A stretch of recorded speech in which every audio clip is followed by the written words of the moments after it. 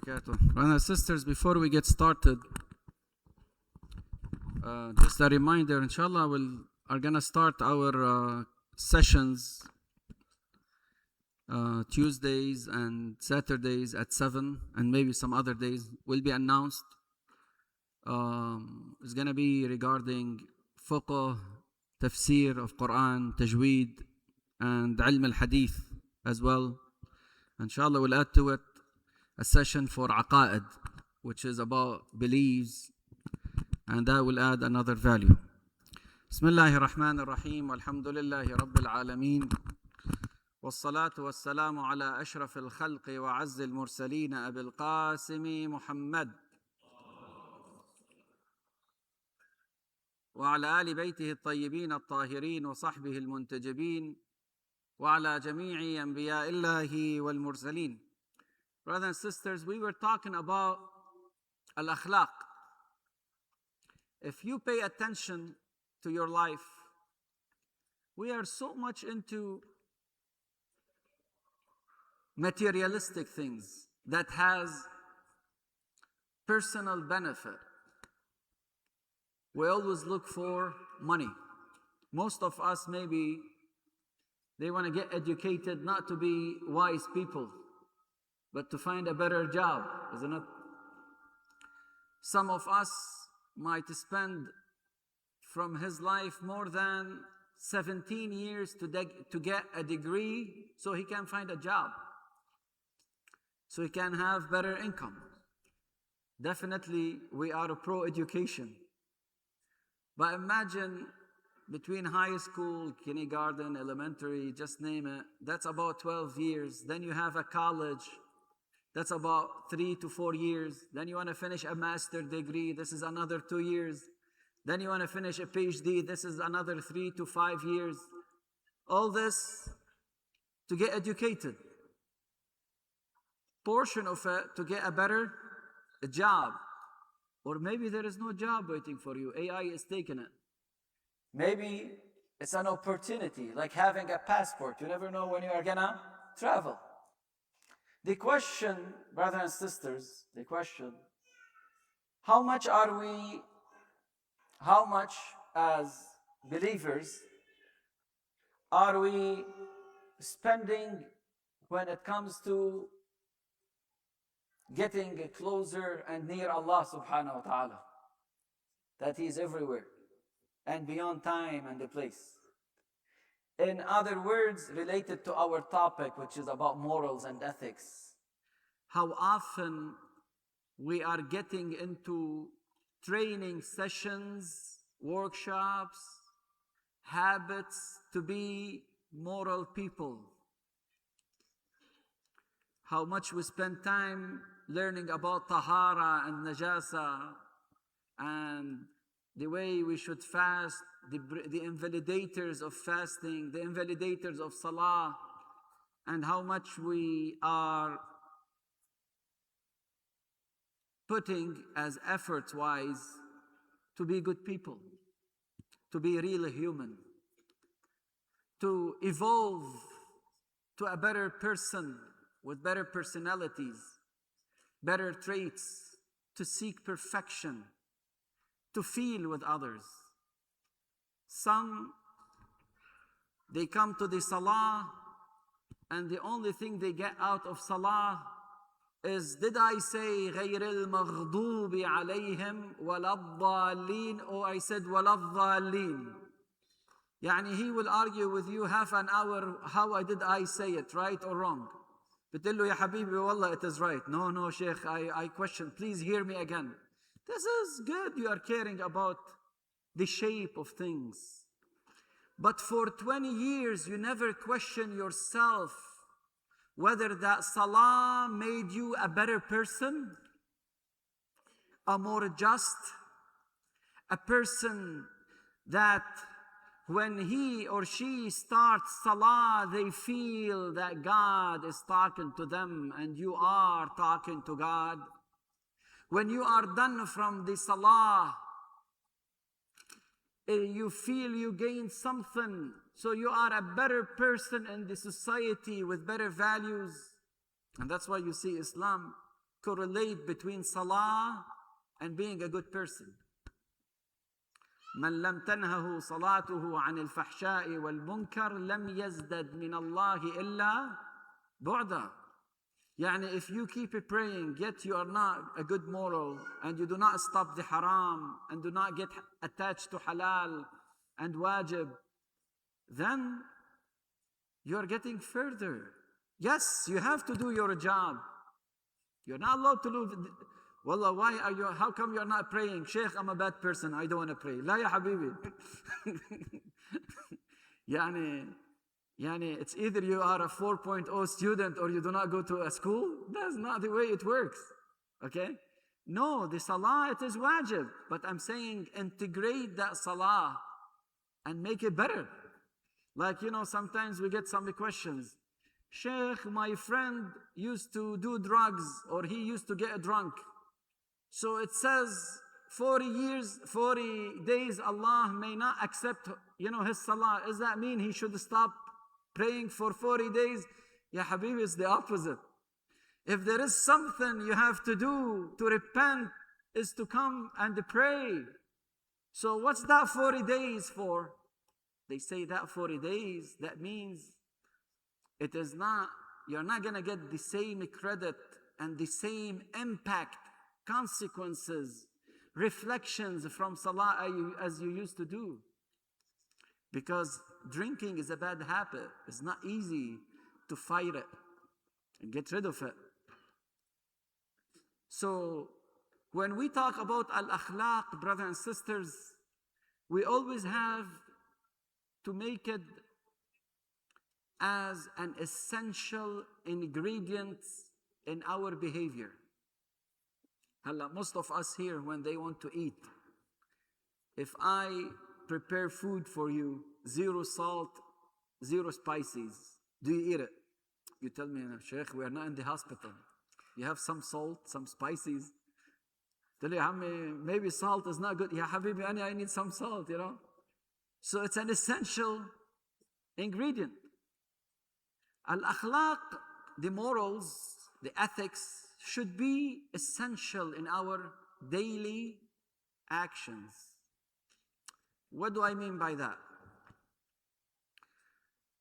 Some, they might think, and remember my statement, that Allah only judges us, or the angels monitor us when we are in the mosque. Once we go online virtually, khalas, it's me and no one is knowing anything. It's encrypted. They think Allah subhanahu wa ta'ala or the angels are documenting things when we are dealing with regular life. But when it comes to AI, haram websites, haram music, nobody knows. La ya habibi. And all of a sudden you see they do weird things because it's a private or encrypted chatting. Whether it is Snapchat, for your information, nothing is encrypted. Everyone has a copy somehow, okay? Yes, the connection is encrypted for you, for regular people, for regular hackers. But there is nothing is highly encrypted. If it were to be encrypted, someone will be knocking on your door. Okay, someone, big shot, will be knocking on your door. So do not trust your applications. Do not trust your nafs al-ammara bisu. Always say Allah is watching. Don't use these apps to send haram picture, haram music, talk haram way, talk haram, about haram subjects. Morals and ethics, what are those? And why should we care about them? So many countries, in order to get a degree, let's say in engineering, you have to take professional ethics courses. We have, for instance, in Canada, in Lebanon, in Europe, we have something we call it engineering ethics. You have to take that course. It's required to some universities. It will tell you as an engineer, as a doctor, as a student, as whatever, you have set of rules you have to obey. And they distinguish between personal ethics and international ethics and the professional ethics. Maybe for you as a Muslim, it is haram to terminate someone's life. Tell me, Sheikh, wallah, he requested this. As a nurse, can I kill that human being? No, you're not allowed to. Sheikh, I will be fired. Go find another job. You're not allowed to kill or terminate a life. According to the famous opinion, whether the patient is happy with it, his parents happy with it or not, you can't. Halla, you tell me there is a legal consequences, I might be going to the court, that's a different story. We discuss it. But as a default, normal situation, you are not allowed to terminate a soul. In Islam, this is haram. As a profession, it is what? It's acceptable. So here we have ethics and we have morals. Ethics could be set by the society, by the government, by your profession to reach a certain goal, whether you agree to it or not. While morals, they are principles you are not allowed to deny or reject. You can't. Wallah, in Islam, cheating is haram. Yeah, cheating is haram. Wallah, bil Islam, selling hashish, weeds is haram. Planting weeds is haram. Yeah, it's legal. Ya habibi, it's legal. It's haram. Wallah, Sheikh, I have a gas station and the only way, that guy can make money is through selling what? Liquor and alcohol. Is that right? It is legal. He's above, 21 years old. And Islam says it's haram. You can't do this. So here we have ethics and we have morals. Who set the morals? The morals is set by Islam, Quran, Hadith. Is set by also fitra in general, plus rational thinking. So how to be a moral person now? Is it through ethics? Sometimes ethics might lead us because it's more like, a behavior thing. But morals, we get them from getting it from the proper sources, Quran, Hadith, Ahlul Bayt. This is where we get it from. The question would be, Sheikh, what are those morals? Inshallah, we'll talk about this later on. But in order to be a person with morals, what should I do?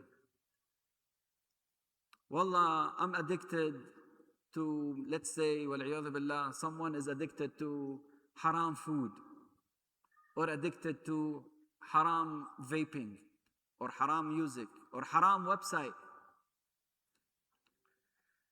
What should that person do? How I'm gonna build my impunity, my immunity? See, when we are sick, we go to a doctor. We ask for medication. But when we feel our morals are weak, are you going to the proper doctor? Do you care about your soul as much as you care about your body? It's a big question. More than that, you see people so much absorbed by gym. I want to go to the gym. I want to be in a good shape. I want to do a plastic surgery because I do not like, my nose. I want to change it. It's like decrease it by 0.5 inches. Well, what about fixing our morals? Training your soul. Oh, Sheikh, I'm building muscles. That's good for you. What about building the muscles of your morals, of your ethics, how much you are paying attention to that. In order to get into morals and to that level, brothers and sisters, we have something we call التحلي والتخلي. It's a big subject. Inshallah, we'll talk about it with more examples, interesting examples, little by little. I'm going to talk about one example now. التحلي والتخلي. When you want to, let's say, drive a new car, not a new car, I mean a car that you just bought. You might think of, make sure it's clean. You take it to the mechanic, make sure it's good, in good shape. You clean it up. You do your detailing, isn't it? It looks nice. Always worried about it's clean. This is, we call it at-takhalli. You are cleaning up stuff and make it look good. This is at-tahalli. You want to prepare food. Before you start using utensils and dishes, you make sure they are what? Clean. You wash them first. You want to have good morals. The first thing you have to do is get rid of your bad habits. Then we start talking about earning good habits. Check. I cannot just offer you good food in a bad, dirty dish. You ruin the food. And there is a nice story, some of al-Urafa they mention, regardless whether we agree or not, but they have nice moral lesson. They say Musa alayhi salam, and here we conclude, Musa, Nabiyullah Musa, Moses, peace be upon him, was going in a trip to visit his mom, according to some narrations. On the way, his family felt cold. The weather was cold. He tried to lit the fire, he could not. He saw on a mountain of, fire. He said, okay, just stay here. I'm gonna go get a fire. As you know, there was no Amazon, delivery. You need a fire, you cannot just have a lighter. So he went to the mountain, assuming that fire is a regular fire. I can get some and give it to, set it in my camp, because his family cannot go all the way to the mountain, and it's risky. They say he went to the mountain to get that fire, and all of a sudden, that fire was not like any other fire. He heard a voice saying, Ya Musa, فلما أتاها نودي يا موسى إني أنا ربك فاخلع عليك إنك بالواد المقدس طوى. All of a sudden, they say, he heard a voice all over the places, left, right, up, down, different kind of a voice. Allah created a voice that talked to Musa to tell him, you are now in a very blessed spot. I am your God, your Lord. وَأَنَا اخْتَرْتُكَ فَاسْتَمِعْ لِمَا يُوحَى. But they say, when Allah talked to Musa through creating the voice, because Allah is not like us. Allah does not have a hand. We are not Wahhabi. Allah does not have a hand or legs or a mouth or eyes. Allah, totally different entity beyond all this. As simple as this. If I create this table, that does not mean the table looks like me. If I create this phone, does not mean that phone has to have the same organs that I have. It's beyond that. So they say when Allah talked to Musa, the first thing he told him, إني أنا ربك فاخلع نعليك. Yani before you enter this blessed spot, take your shoes off. They say, some عرفاء, they say this is a good sign. Before you get involved in building your spirituality, let's first get rid of the bad habits. Yani, you wanna come to the salah, first of all, if you have a clothes you did not pay khumus on, do not wear it, because you missed the khumus. If you have a clothes that has najasa on you, do not come to the salah while wearing it. Perform salah in a tahir, halal clothes. As you are praying, if your body is najis, clean it up, purify it, in addition to wudu and ghusl if it's required. If I am considering this physical purity, guess what? I'm also indirectly requesting internal purity. As you care about the tahara of your hand and the clothes, do you care about the tahara of your heart? Are you away from haram? مش يعني while I am committing haram in a party, I want to pray. Ooh, you pray. I mean, how you are going to pray? كله haram music. I'm not saying do not pray. Yeah, I pray, but pick a nicer place. Get out of this haram. Why you want to do the impossible in a wrong place at the wrong time?